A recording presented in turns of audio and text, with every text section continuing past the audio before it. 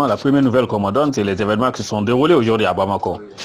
Mais exactement, on me dit que le gouvernement est renversé par le peuple et l'armée. Bon, je dis quand même, bon, tu sais, je ne veux pas anticiper sur une, comment dire, réaction, parce qu'évidemment, je pense que la situation du Mali, exactement, doit être bien regardée, comme on dit, exactement. Donc, tu vois.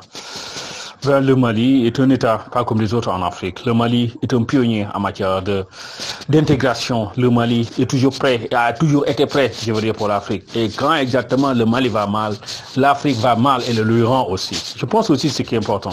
Pour dire aujourd'hui, évidemment, nous partageons, je veux dire, le sentiment du peuple malien.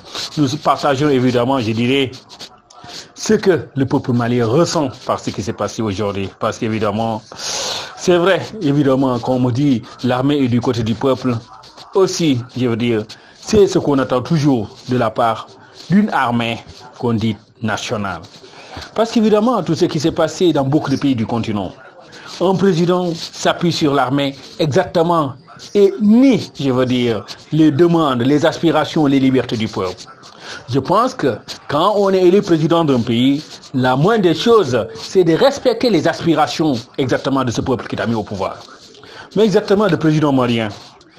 Évidemment, je pense que quand même, ce que le peuple malien n'a pas pu comprendre, ou ce que, je veux dire, le peuple africain n'a pas pu comprendre, évidemment, c'est exactement la disparition de l'opposant.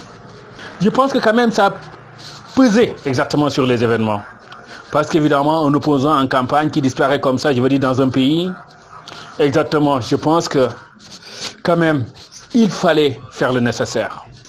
Moi, il y a dit, évidemment, si on en est à ce stade aujourd'hui, j'ai dit, nous y reviendrons, évidemment. Nous dirons ce que la Renaissance dit. Mais quoi qu'il en soit, nous partageons le sentiment du peuple malien.